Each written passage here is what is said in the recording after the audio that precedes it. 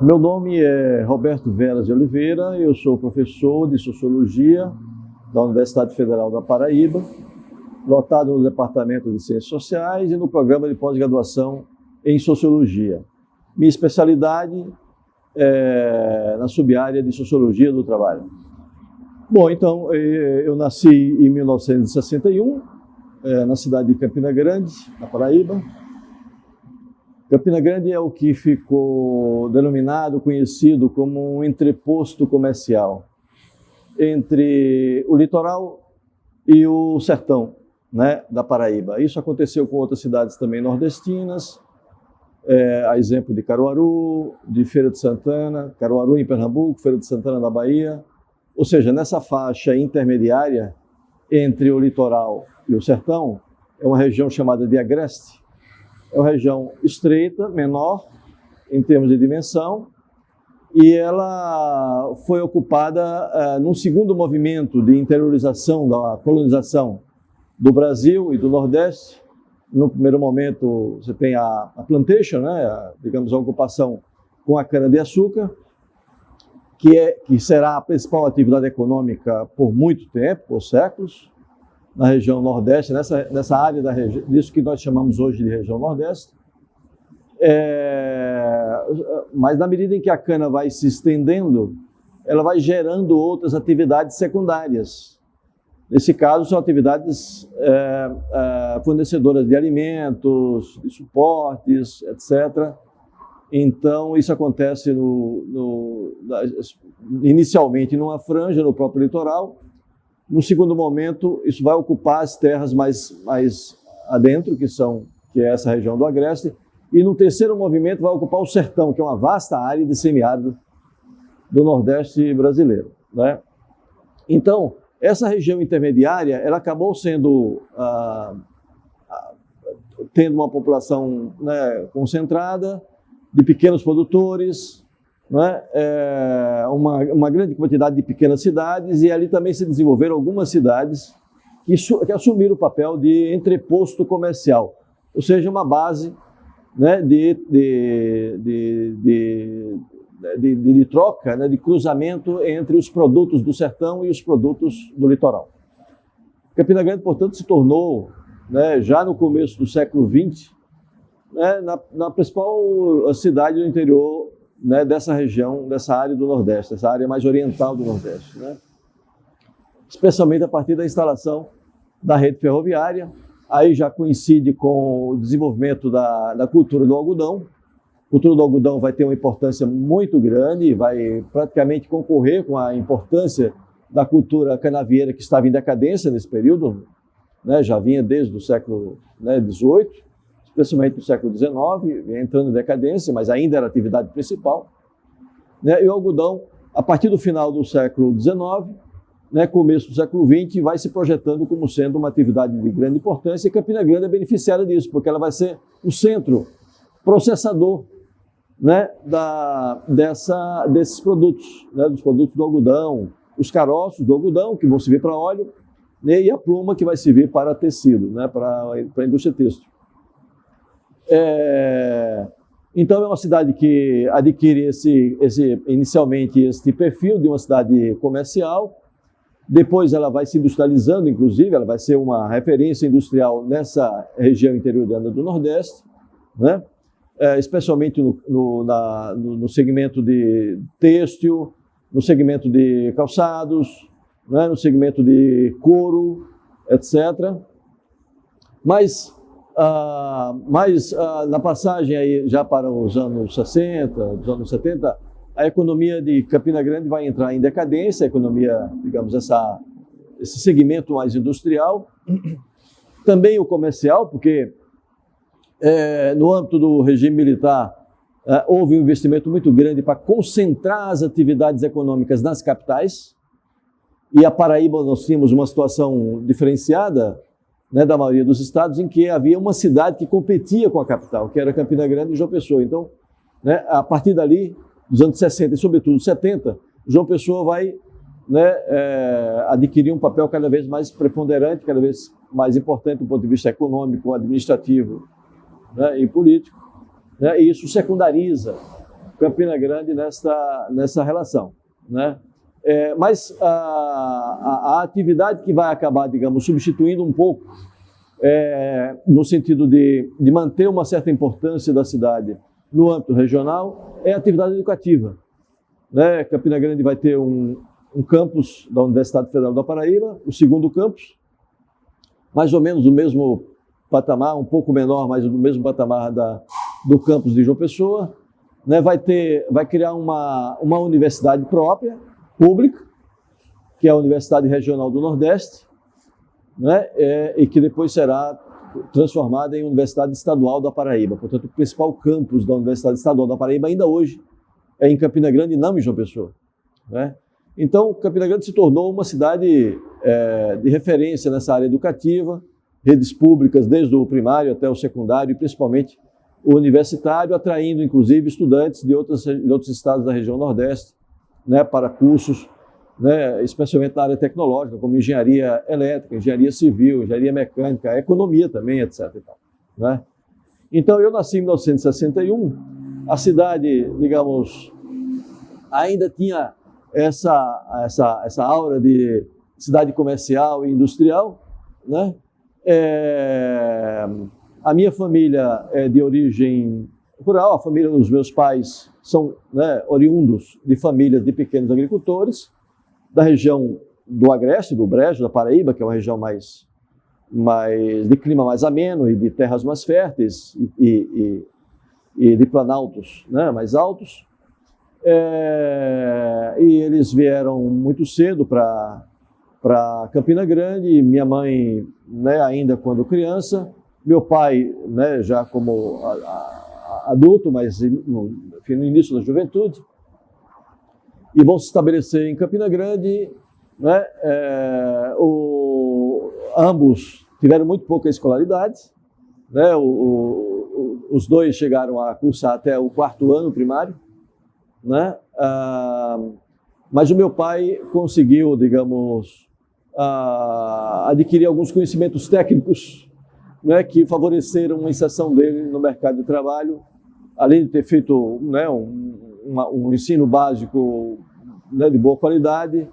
Ele adquiriu a profissão de motorista, né, também adquiriu conhecimentos na área de mecânica, da eletricidade, etc. e tal, né, a partir de uma convivência que teve com religiosos, né, da congregação marista e da congregação franciscana, ambos com conventos instalados na região de Lagoa Seca, onde eles moravam, né, e tudo isso fez um certo diferencial, de modo que ele passou a trabalhar ainda no final dos anos 50 numa empresa formal, uma multinacional, a empresa de cigarros Souza Cruz, né, que além da fábrica, da produção industrial propriamente, com algumas unidades em vários estados do país, inclusive uma em Recife, tinha também, digamos, toda uma estrutura de distribuição própria, né?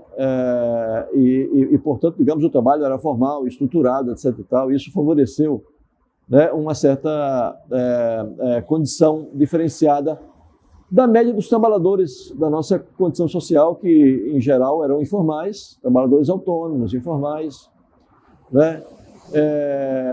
Atuando, às vezes, em pequenas, médias empresas, quando assalariados, né, sem proteção social, e isso tudo, né, fez um certo diferencial, ao mesmo tempo em que no meu pai e na minha mãe se desenvolveu uma valorização muito grande da educação. Isso foi uma coisa muito importante na história da nossa família. Os meus pais tiveram 6 filhos, eu sou o segundo, né? Todos estudaram, todos cursaram ensino superior, mas isso foi feito com muito sacrifício, né? Isso foi feito, digamos, com um empenho muito grande. Eu vim começar a trabalhar com 23 anos de idade, ou seja, né, me foi dado, né, condições para que eu pudesse sempre estudar, mesmo sem, né, com um orçamento muito restrito, mas nos foi dada essa condição por uma determinação deles de investir prioritariamente na nossa educação. A nossa família, portanto, digamos, tem um padrão, né, de classe média baixa, né? A gente, enfim, era pobre, né? E vivíamos num bairro, o bairro do Monte Santo, aliás, muito próximo da UFC, do que hoje é o UFCG. E a rua onde nós passamos a morar, desde 1968, a partir do momento em que os nossos pais construíram uma casa própria financiada com, né, o financiamento do SNH, né, do sistema financeiro financeiro de habitação, né, um financiamento de longo prazo, e que foi possível fazer isso porque meu pai tinha um emprego formal e podia fazer um planejamento de longo prazo, porque uma casa assim não poderia ser construída com recursos próprios, né? Então, fomos morar numa rua, e nessa rua havia outras casas novas também, todas construídas com recursos, né, das próprias pessoas ali. A nossa era a única financiada, portanto era um pouquinho diferenciada em relação às outras, né? Mas o padrão era basicamente o mesmo, né? Na medida em que os outros moradores eram todos trabalhadores informais. Todos eram trabalhadores informais, né? Na área de borracharia, oficina mecânica, motorista de táxi, tinha de tudo, né? Tinha muito poucas pessoas na rua que tinham emprego formal, né? Nós podemos contar ali a dedo, tem muito poucos, e essa situação fez a diferença. Mas uma outra situação que se associou a essa, né, fez uma diferença também muito importante no que se refere à nossa trajetória dos filhos, né, da família, que foi esse investimento na educação, essa convicção.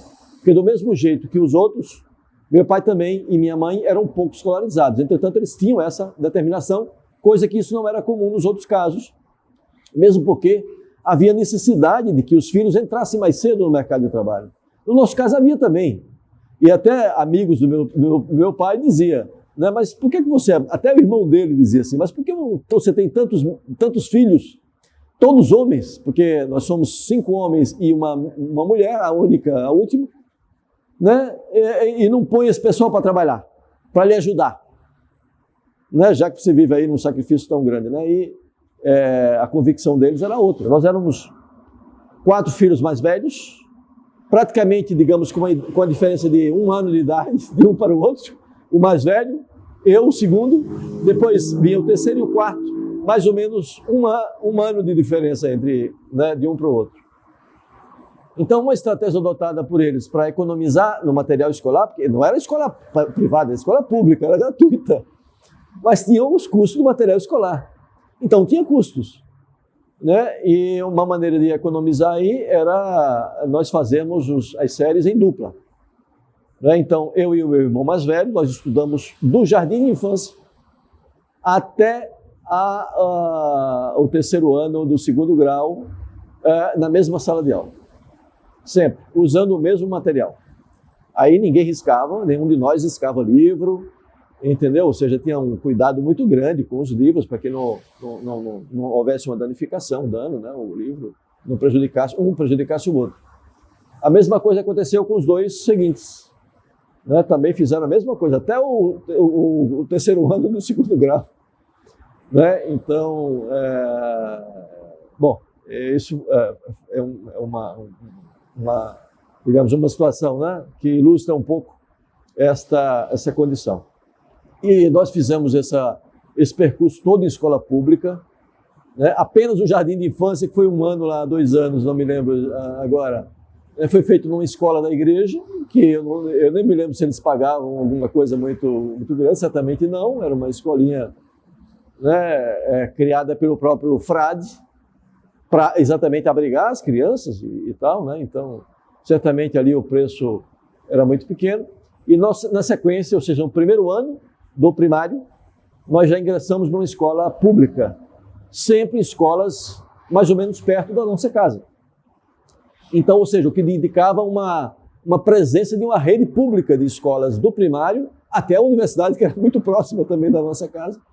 Então, essa é uma oportunidade que não tinha disponível em qualquer lugar, né? Nós estamos numa cidade do interior da Paraíba, etc., né? Então, para nós aquilo foi uma coisa muitíssimo importante, né? Essa disponibilidade, isso permitiu que a gente cursasse, Nessa época, a escola pública tinha uma qualidade muito melhor do que tem hoje, então fizemos cursos, né, razoáveis, dentro dos limites, evidentemente. Como, né, eu tinha sinalizado já anteriormente, quer dizer, nós tínhamos uma situação em que os nossos pais eram escolarizados, com pouca, né, detinham pouca escolaridade, né, cursaram até o 4º ano primário, ambos. Mas essa questão da educação sempre foi importante. E eles também, né, eram pessoas que gostavam de livros, de ler, etc. Ou seja, então isso é uma coisa que também fez muita diferença, né? Então, algumas situações, né, que me vem muito fortemente à memória e que me fez, quer dizer, que fez uma diferença muito grande na nossa formação, no que se refere a isso, né? Ou seja, no que se refere ao contato com a leitura, né, a presença dos livros, mesmo numa casa onde não havia ali intelectuais, né, mas esse contato com a leitura foi importante, pelo menos em 3 momentos, assim, né? O primeiro momento, quando ainda estudava no primário, né, era uma escolinha muito próxima da nossa casa, uma escola muito pequena, tinha 4 salas de aulas, cada sala de aula era uma série, 1º, 2º, 3º e 4º ano, né, tinha um pátio pequeno, tinha uma secretaria, um salãozinho, etc., e tinha uma biblioteca. Né? Claro, era uma biblioteca muito modesta, né? Era uma salinha pequena e tinha umas estantes, tinha vários livros ali, mas tinha livros, né, infantis, infanto-juvenis, e tinha bastante livros de Monteiro Lobato e vários autores, né, consagrados, e a gente podia pegar esses livros emprestados e levar para casa, e passar uma semana, às vezes 2 semanas com o livro. Então, como meu pai, que trabalhava na Souza Cruz, trabalhava durante toda a semana viajando, então ele se ausentava da segunda até a sexta-feira, viajando pelo interior da Paraíba distribuindo cigarros, né, nos itinerários de distribuição de cigarro, né, a minha mãe ficava conosco e, enfim, é quem assumia toda, né, a gestão da família, né? E ela, nessa época não tínhamos televisão, o que era muito bom, né? Então, o que ela fazia assim para a gente se divertir à noite? Tinha dia que a gente jogava, tinha jogos, tinha brincadeiras e tal, mas muitas vezes, né, a gente se reunia em torno dela e ela lia esses livros, lia para nós. Às vezes nós próprios já ensaiávamos a leitura ali e líamos também para os outros, os menores. Então, com isso, a gente teve um contato muito gostoso, muito, né, eu até diria assim, mágico, com a leitura, né, com as histórias, com o folclore brasileiro, né, essa coisa toda que ali... E tinha também o cordel também fazia parte das nossas leituras, porque o meu pai costumava comprar literatura de cordel na feira de Campina Grande, né? E a minha mãe também lia essas histórias, dramas, né? Situações dramáticas, comédias, situações assim muito, né, características da literatura de cordel, né? Situações dramáticas e tal, né? Enfim, né? E isso também nos levava àquela situação imaginária, aquela imaginação toda que a leitura propicia. Esse foi um primeiro contato importante. Um segundo, e claro, o contato na própria escola com a leitura, mas essa situação realmente marcou bastante. Uma outra, já na adolescência, né, o meu pai, que viajava durante toda a semana, ele tinha muito contatos com, eu vou chamar assim, setores de classe médias, né, do interior, das pequenas cidades, se é possível a gente falar nesses termos, mas tinha ali o juiz, tinha o gerente do Banco do Brasil, né? Tinha o gerente dos Correios, tinha o pessoal da Emater, né? Enfim, né? Políticos, o prefeito, etc., que usavam as mesmas pensões, os mesmos restaurantes, que eram 1, 2, naquelas cidades do interior, né? E havia ali uma convivência, né? Meu pai passava a ter convivência com essas pessoas, eram pessoas letradas, muitas delas, várias delas pelo menos. Então, alguns gostavam de literatura, né? E em alguns casos, né, ele passou a ter acesso a esses livros. Então, ele passou a trazer para casa, né, emprestado. livros dessas pessoas, né? Livros de literatura. Jorge Amado, Juscelino do Rego, né? Enfim, né? Vários autores, né, brasileiros, né? E que nos permitiu ler. Então, a gente se iniciou ali, digamos, na leitura da literatura. Foram vários livros que ele foi trazendo ao longo do tempo, né? E a gente se revezava. Meu pai lia, minha mãe lia, nós líamos, os mais velhos, nessa época, né? Um terceiro contato, um pouquinho mais para frente, com a leitura, digamos, mais sistemática, aconteceu quando os meus pais indo fazer as compras semanais, né, na feira de Campina Grande. Era o lugar de comprar. Não havia supermercados nessa época, né? O supermercado foi nos anos 70. Havia os mercadinhos de bairro, né, e as feiras. E a feira de Campina Grande é a principal feira, né, da cidade, da região e tudo mais. Equiparável à feira de Caruaru e tal, né? E se vendia de tudo na feira de Campina Grande, como se vende de tudo na feira de Caruaru até hoje. Então, inclusive revistas. E era comum eles, né, algumas bancas ali, venderem revistas de assinantes. Revistas de todo tipo. De arte, de moda, de gibis, né, e as revistas semanais. Na época, as mais divulgadas era a Cruzeiro, que era mais próxima da ditadura, e a Veja, que era mais de oposição. Era mais profissional, mais séria. Então, né, meu pai passou a comprar essas revistas semanalmente. A gente comprava com uma semana de defasagem. Mas uma semana de defasagem era nada. Né? E a gente lia essas revistas. Eu lia de uma capa a outra. Né? Então, com isso, a gente teve contato com o mundo. Né? Os acontecimentos dos anos 70, no Brasil, as eleições, governo, ditadura, né? A crise do petróleo, né? A questão dos não alinhados no plano internacional, né? A ascensão de Yasser Arafat na Palestina, enfim, né? Tantas coisas que aconteceram, a revolução iraniana de 79, né? Então, isso nos possibilitou esse contato, e aí também, não só com a leitura em geral, mas também com a política. Né? Meu pai nunca foi, digamos, uma pessoa muito engajada politicamente, mas ele tinha, digamos, uma visão, digamos, de oposição ao regime militar. Né? E tinha contato com pessoas, inclusive colegas de trabalho, né? que acabou influenciando também ele. E essas coisas se comentavam em casa, e as leituras que a gente fazia, a gente comentava, de maneira que havia ali uma predisposição a uma posição à esquerda, uma posição, né, crítica em relação ao regime. E quando eu entro na universidade, eu entro já com esse background, digamos assim, né?